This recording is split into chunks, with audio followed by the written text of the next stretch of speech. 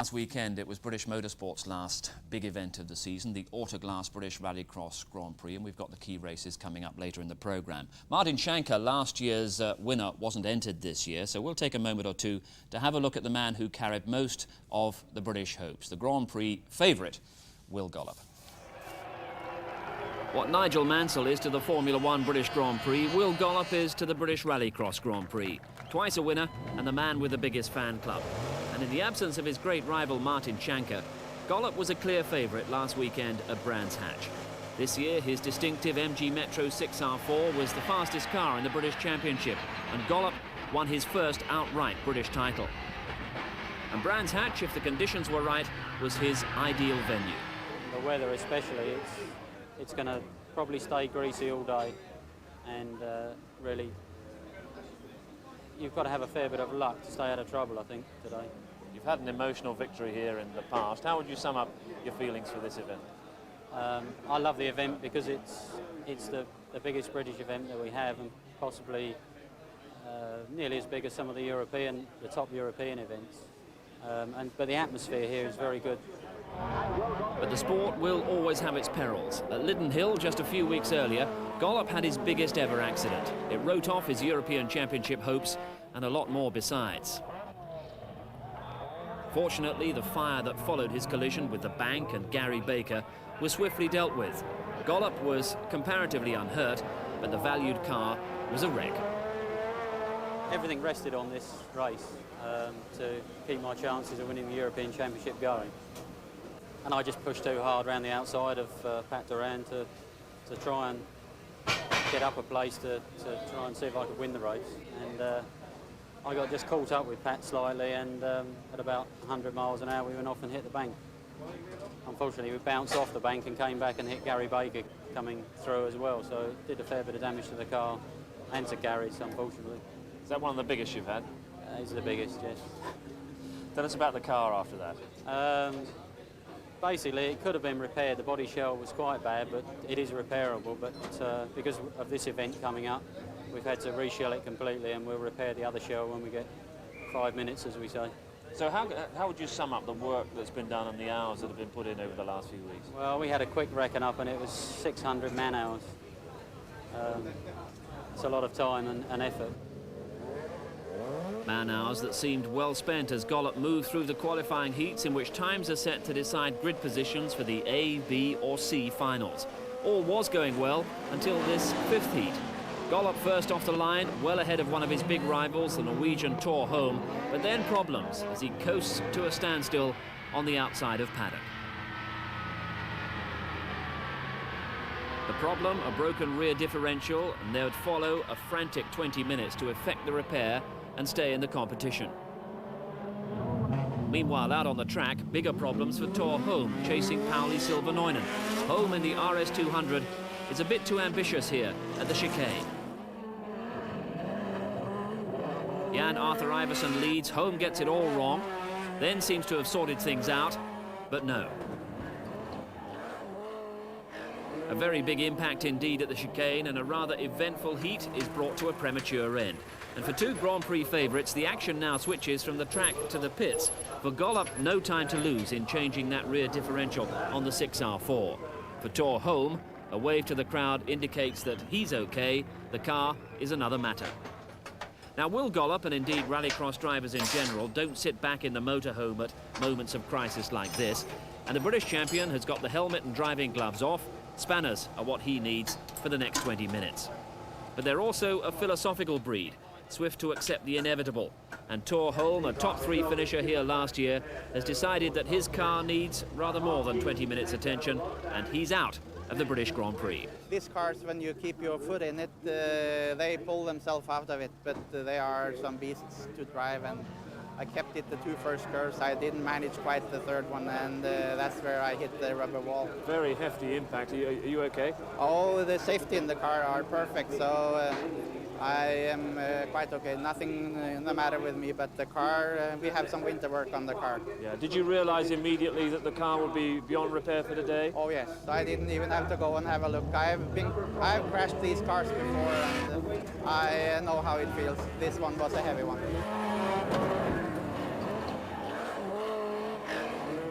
Meanwhile, in Gollop's pit, the deadline is met and the work is done. The rear differential is changed with a couple of minutes to spare, and Gollop is now on course for his last heat and a chance at that fastest time. What's the panic been like in the last few minutes? Murder. We're not sort of back into the quick changing of things because the car's been so reliable. You get out of the practice of changing things quickly, so we're a little bit rusty on it at the moment. I think a lot of people would be surprised to see such a hands-on involvement from the driver as well, but it's always been like that, isn't it? Well, it's always been like that, yeah. I mean, I love working on cars anyway, so I might as well get my hands dirty, mightn't I? But his supreme qualification is behind the wheel, and in the heat that followed, Gollop was dominant, urging his car on to the fastest time of the day. Will Gollop, mechanic, racing driver, favourite of the Brands Hatch crowd, he'd be on pole position for the Autoglass British Rallycross Grand Prix. And the A, B and C finals coming up later. In fact, shortly after Rallycross Grand Prix. Very big field, qualifying through a series of heats, the fastest going into the A final and the next fastest going into the B and C finals. But the winners of those B and C finals, well, they can still make further progress in the competition, so they're very important races. Especially important for one of the British sport's top names, who was definitely out of luck in last year's final. The British Rallycross Grand Prix of last year was a tale of disappointment, not only for Will Gollop, who strayed wide on the knife edge while chasing Martin Shanker, but also for John Welch, approaching hard behind. This was Gollop's moment of misjudgment. Most of the field managed to avoid him, but not John Welch in the X-Track Vauxhall Astra, and while Shanker went on to victory, they were both out of the race. The experienced Welch took a while to recover fully from the back injuries he sustained there, and Brands Hatch 1991, his Astra, is still taking a battering. An A finalist last year, now he's trying to force his way through the C and B finals. This was the start of his problems early in the day. We went out for an early practice while it was slippery to find the limit of adhesion, to see how quick you can go. The type of tyres we were on, we wanted to get out very quickly to test the suspension setting from yesterday and try again, but driver error, I think. In a later heat, trying to improve his position, another mistake at a similar place on the Cooper Straight. And after that, the 1985 British Rallycross Grand Prix winner is required to qualify from the upcoming C final, which is described by Murray Walker. John Welch on the right of the front row has to win this C final to stay in the running. But one of the Astra's cooling fans has stopped and water's streaming out of a cracked radiator. It's going to be a hot race for the 1985 winner in more ways than one. With John's 650 horsepower Vauxhall on the front row of the grid, it's the red four-wheel drive Metro of Dutchman Hans to pass. Then John Fernandez Metro and Roger Newbold's amazing little Renault Turbo. Row 3, Norwegian Bertil Persson's mighty Audi Quattro and Dave Metcalf's little Vauxhall Nova. And in row 5, the incredible one-legged Eivind Rosnes in his 6-litre two-speed Chevrolet. 4.5 laps, in car with John Welch, number 12, to pass creeps forward, and that's forbidden. So, the start is aborted. Get back, says the marshal. Uh-oh, that's the warning flag. Don't do that again or you're out. So, in car with Welch again, 650 horsepower, 0 to 60 in 2.5 seconds, and it's go. John fights the power. It's a great start from Fernandez, but Welch leads. Into paddock. In car with Welch, onto the infield. And to pass loses it. Fernandez challenges as the Dutchman recovers, down into the S's. And number 34, Newbold in the Renault 5, is 4th. Rosnes bonnet flapping, look in the Chevrolet up Hillwood Hill, and Penty Sinkler loses the Volvo. Into Langley's gap, Welch leads, to pass 2nd, Fernandez 3rd, Rosnes 4th, Newbold 5th, and Persson is in 6th position. Along the knife edge, 100 miles an hour, and Bertil Persson, number 33 in the yellow Audi, is on the move. Up to 5th, past Roger Newbold, up to Hoppy's drop. Back onto the tarmac, 2nd gear, 3rd, 4th, up to 110 miles an hour. In car with Welch, down to the chicane. Back onto the circuit proper, in 5th gear, up to 120 miles an hour, then back off for paddock turn. And the red light comes on. He's overheating. Now, see that bit of yellow tape on John's steering wheel? That's to show him when the front wheels are pointing straight. into Druids and into the S's. It's a 4-car fight for 4th position. Rosnes, Persson, Newbold, Mike Mantell, and that big Chevrolet is incredible. Across the knife edge, Welch leads in the Vauxhall Astra. Then it's to pass in the red Metro. Second in car with Welch. Cool, calm, collected, on target to qualify for the B final by winning. And it looks like the overheating's not worrying Welch too much. Just adjust the turbo boost there. The red light is still on, and that's a warning not to overdo it. Flame from the turbocharger overrun. John is out on his own, double British champion, not the best of seasons for him so far. He's driving an overheating engine with no time to fix it before the B final if he keeps going to win. And Tapas is pushing. Tapas is off into the Armco. Now, can he stay second? Because Fernandez is closing and Persson is right behind in the Quattro. There they are. And what a battle for 5th. Rosnes in the Chevrolet with the hand throttle. Then it's Newbold, Mantell, and Dave Metcalf's little Nova. Over the knife edge. Down to Hoppy's drop. And John Welch is into the 2nd gear chicane. In car with Welch. Up to Paddock. And that must be steam coming out of the back from the radiator as he goes down, tumble downhill. In car, that light's still on. Back onto the tarmac at Halewood Hill. Up to the right-hander of the chicane, it's to pass Fernandez and Persson. Now look at this, Rosnes 5th, Newbold, Mantell, and Dave Metcalf's 1600cc Nova, and someone has thumped the tyres. Rosnes runs wide, Newbold goes up into 5th position. Metcalf nearly off, up into Druids. So it's Newbold 5th, then it's Rosnes. There's Newbold in the Renault 5, there's Rosnes, followed by Mantell and Metcalf. Langley's gap. Newbold is pulling away, and that is Sinclair's Volvo in 9th position. 266 is Mike Mantell, challenging Rosnes for 6th as they go into Hoppy's drop. He's really pushing the 2-wheel drive Chevrolet in front of him. The Chevrolet's got loose bodywork. And this is the last lap, the chicane to pass 2nd, Fernandez 3rd, Persson in 4th position. Into Paddock, down, tumble downhill. There's Fernandez, number 3 in the red and yellow Metro. It looks as though he is going to finish in 3rd place. Persson's not going to be able to catch him. In car with John Welch, almost home to win as he comes out of Druids into Langley's gap, along the knife edge. It's victory for the Astra with a back rank start in the B final. To pass 2nd, Fernandez in 3rd position, Persson 4th, Newbold in 5th place. And it's all action for 6th. Rosnes, Mantell, Metcalf, Sinclair. And Rosnes gets it, but it's no B final for him. Now here's a replay of the start. John Welch, watch his gear changes. Starts in 1st. 2nd, 3rd, 4th, back into 3rd, and now 2nd for Paddock. Terrific stuff. And John Welch tours in, he's won, a job well done. 5 very different cars, Astra, Metro, Audi, Renault 5 and Chevrolet in the top 6. And that's the winner.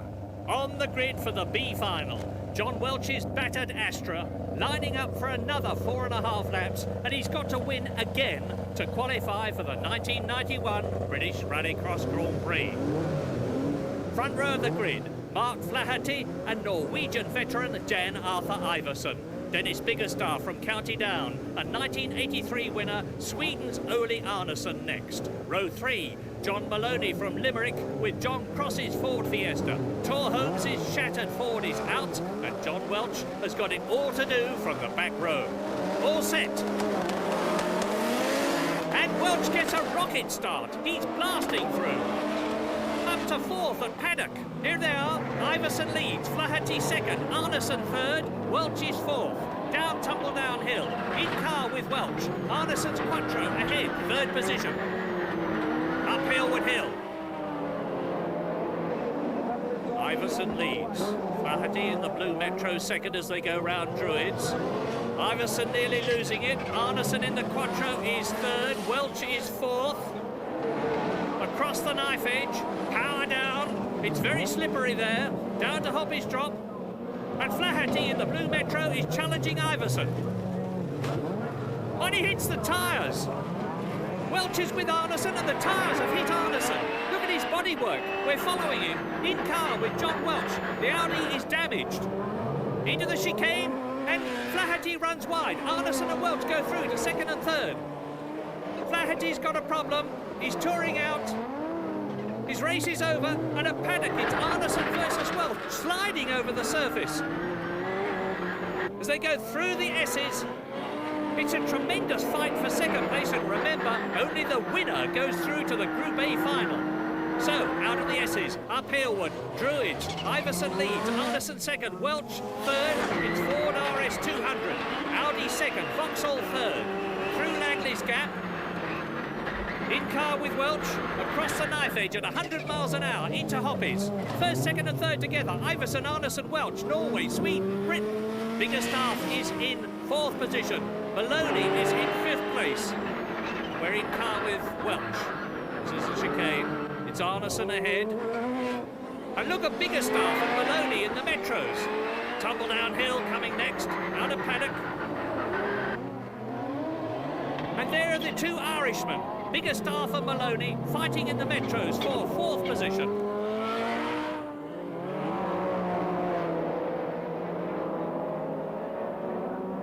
Out of Druids, Jan Arthur Iverson is 60 years old. He's driving his son's RS Turbo and he's flying across the knife edge. So is number 32, 37-year-old Ole Arneson from Värmland, using all his 650 horsepower. Hoppy's drop, first, second and third together. Iverson, Arneson, Welch, in car with Welch. Remember, winner takes all. The red light is on, he's still overheating. The chicane. So, 2.5 seconds covers the first 5.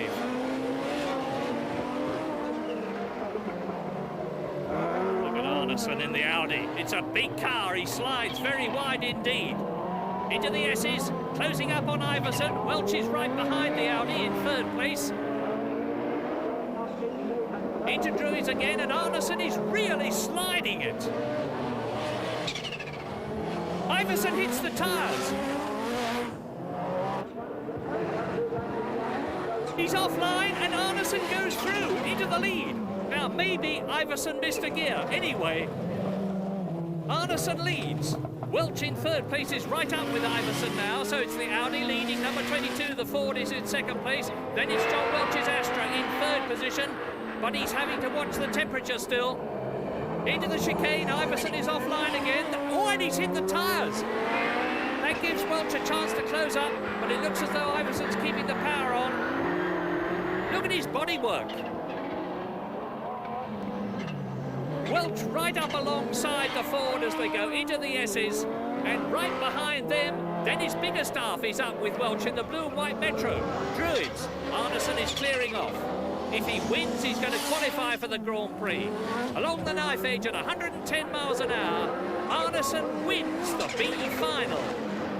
Iverson is second, Welch is third, Biggerstaff is in fourth position, and a happy Ole Arneson motors home, and John Maloney is out. Now, a replay of the start from John Welch's point of view. Fire the cannon and it's blast off. Past Maloney, past Biggerstaff. Fourth by the first corner, into paddock, and down to the S's. And here's a replay of Arneson taking the lead. Iverson thumps the tyres, misses a gear. Arneson surges past the Ford to win the B final. He tours in a very part-worn Audi to prepare for the final race, the Grand Prix. Arneson's time there is 15 seconds faster than John Welch's C final victory, so the Swede seems to have the measure of brands in the brutal Audi Quattro. So for Arneson, a few running repairs in the minutes that remain to the big race, the A final. For John Welch, regrets, but he had a go. It's just a shame last year we were laying 5th or 6th, I think. Today we're in the B final, but they're a nice type of people in the B final. And that B final, very competitive. But what were the problems that you had in there? Well, when we got run in the back of by Rob Gibson, he broke the radiator and we couldn't stop all of the water coming out of the hole. So it only really had a 6 or 7 life on the water temperature. But on the 4th lap, it then got too hot and went. The water temperature went up and it went on to 3 cylinders. From that point on, I just followed it and watched them, really. And filling up in there as well with... Yeah, it's a bit fumey, and I didn't know if it was coming from the exhaust, from the radiator. It's one of those things. I'm getting too old for all this. I just want a nice, easy race. We'll have a nice, easy time watching the A final now. Who do you fancy for that?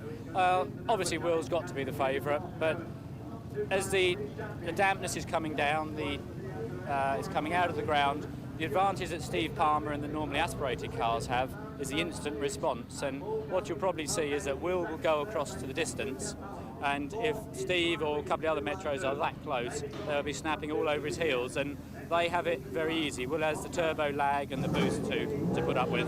We'll see if your prophecies are correct. It's going to be an interesting final. Be nice to watch. And a big crowd at Brands Hatch eager for that final, the top names in the British sport, and we'll have it for you at around about 2:40. Remember that we've got live rugby league coming up. Brands Hatch, the Autoglass British Rallycross Grand Prix, and coming up in a moment, the A final that decides the top prize in the British sport. Before that, a bit of action from the rest of a busy Brands Hatch weekend. The Vauxhall Nova Challenge, a support competition in the Autoglass British Rallycross Grand Prix, but nowhere were the cars so evenly matched, typified by the paddock bend scrabble for advantage in the main final.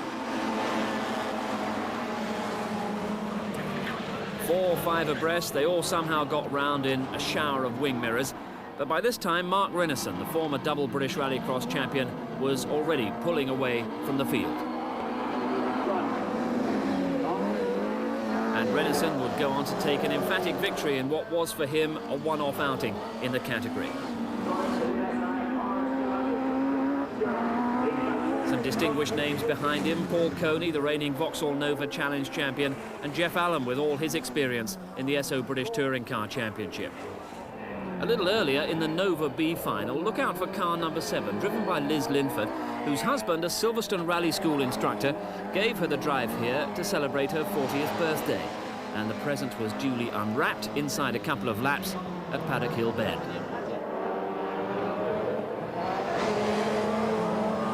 Happy birthday, Liz, shaken but unhurt in what looked like the biggest accident of the day. And the car, incidentally, owned by John Welch, whose own misfortune we were following a short time ago. But for Liz Linford, life begins at 40. And so did the build-up for the race that would decide the Autoglass British Grand Prix, and a form guide on Steve Palmer, who'd share the front row with Will Gollop. From an earlier heat, this is Palmer in the yellow and black MG Metro 6R4 against Pekka Rantanen and Trevor Hopkins. Murray Walker picks up the story. Out of paddock, Steve Palmer leads Pekka Rantanen and Trevor Hopkins. And Hopkins, number 2, goes past Rantanen up into second place, up to Druids. So it's Palmer leading, Hopkins second, Rantanen in third position. Metro, Ford RS200, Ford RS200. Through Langley's Gap along the knife edge. And number 2, 42-year-old Trevor Hopkins from Ashford, who built the non-tarmac part of the circuit, chases Steve Palmer into Hoppy's drop, the corner that Trevor made. There it is. And into the chicane, Steve Palmer leads. It's a 3.8-litre non-turbo engine in Steve's Metro. That's good for throttle response, but there's less power. But it's enough for Steve to lead. Here he is. Down, tumble downhill. The 1990 British champion, followed by Trevor Hopkins, 4 times British champion, and Pekka Rantanen from Finland. And Hopkins is pushing Steve Palmer for the lead. Look at the blue and white RS200.